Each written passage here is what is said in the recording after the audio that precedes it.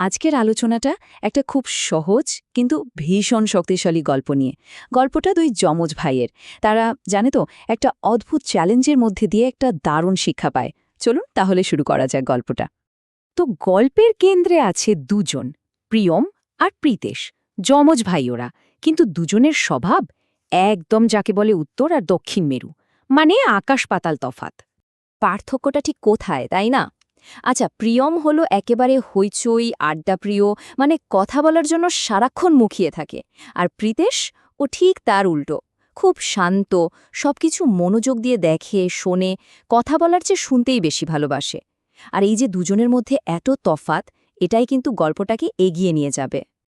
তো একদিন সকালের ঘটনা, শান্তশিষ্ট প্রীতেশ হঠাৎ করে একটা অদ্ভুত খেলার কথা বলে। এমন একটা খেলা যা তাদের রোজকার দিনটাকেই যেন ওলটপালট করে দেওয়ার জন্য যথেষ্ট ছিল। আর ঠিক এখান থেকেই গল্পের আসল মজাটা শুরু হয়। প্রীতেশ, সেই শান্ত ছেলেটা, চোখে একটা দুষ্টুমি ভরা হাসি নিয়ে প্রিয়মকে বলল, কিরে, চল একটা বাজি লাগি, দেখি তো আমরা পুরো একটা দিন একদম কথা না বলে থাকতে পারি কিনা। ব্যাস, এই একটা কথাতেই শুরু হয়ে গেল সেই সাইলেন্ট চ্যালেঞ্জ। প্রিয়মের তো এটা শুনে চোখ কপালে। প্রথমে সে প্রায় চেঁচিয়ে উঠল, কি বলছিস, পুরো একটা দিন কথা না বলে? অসম্ভব। কিন্তু পরক্ষণেই ওর ভেতরের সেই জেদটা জেগে উঠল। চ্যালেঞ্জটা নিয়ে নিল, বলল, আচ্ছা ঠিক আছে, দেখা যাক, আজ কোনো কথা হবে না। চ্যালেঞ্জ তো শুরু হয়ে গেল, কিন্তু কথা বলা যতটা সহজ, কথা না বলাটা তার চেয়ে যে কত গুণ কঠিন, সেটা ওরা টের পেতে শুরু করল। বলতে পারেন এখান থেকেই শুরু হলো ওদের আসল পরীক্ষা। কিন্তু ব্যাপারটা হলো, চুপ থাকা কি সত্যি সোজা? বিশেষ করে স্কুলে, যেখানে চারদিকে বন্ধু, টিচার, হাজারটা কথা বলার টপিক। আর আমাদের কথা বলি প্রিয়মের জন্য সবচেয়ে বড় পরীক্ষাটা তো ওখানে অপেক্ষা করছিল।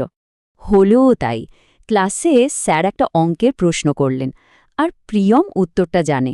ভাবুন একবার, যে ছেলেটা কথা বলার সুযোগ খোঁজে, তার সামনে এমন একটা চান্স।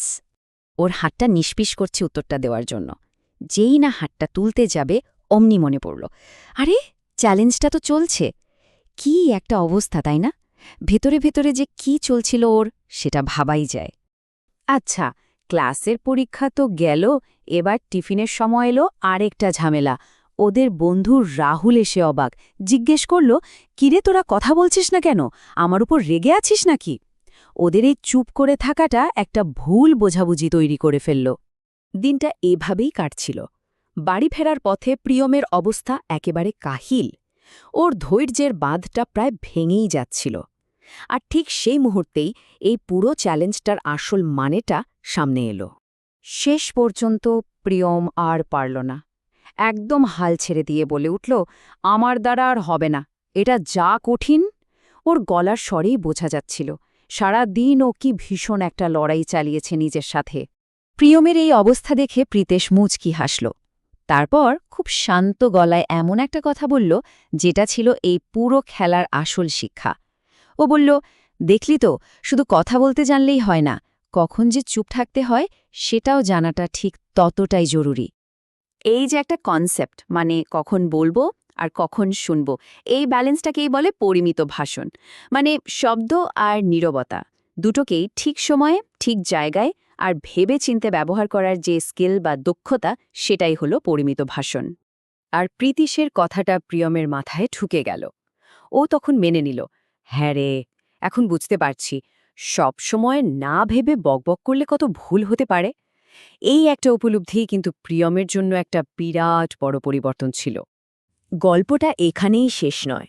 ওরা যখন বাড়ি ফিরল, ওদের বাবা মা ওদের এই অভিজ্ঞতাটা শুনে আরও কিছু দারুণ কথা বললেন। এতে ওদের শিক্ষাটা যেন আরও পোক্ত হল। বিশেষ করে ওদের বাবা একটা খুব গভীর কথা বললেন। তিনি বললেন, জানো তো, ভালো কথা বলাটা যেমন একটা আর্ট, ঠিক তেমনি কখন চুপ থাকতে হবে সেটা জানাটাও একটা বিরাট বড় গুণ। মানে নীরবতা মানে শুধু কথার অনুপস্থিতি নয়, এটাও একটা শক্তি। তাহলে পুরো গল্পটা থেকে আমরা কি শিখলাম? দেখুন, কথা বলা অবশ্যই একটা টুল, একটা হাতিয়ার, কিন্তু ঠিক একইভাবে নীরবতাও কিন্তু একটা শক্তিশালী টুল। আসল জ্ঞানটা হলো এটা বোঝা যে কখন কোন টুলটা ব্যবহার করতে হবে। একটা ভালো কমিউনিকেশনের জন্য কথা বলা আর চুপ থাকা দুটোই কিন্তু সমানভাবে দরকারি। আচ্ছা, এই আলোচনাটা শেষ করার আগে একটা প্রশ্ন মাথায় আসছে। যদি একদিনের জন্য, শুধু একটা দিনের জন্য পুরোপুরি চুপ থাকার চ্যালেঞ্জ নেওয়া যায়, তাহলে সেখান থেকে কি শেখা যেতে পারে বলে মনে হয়? বিষয়টা কিন্তু একবার ভেবে দেখার মতো, তাই না?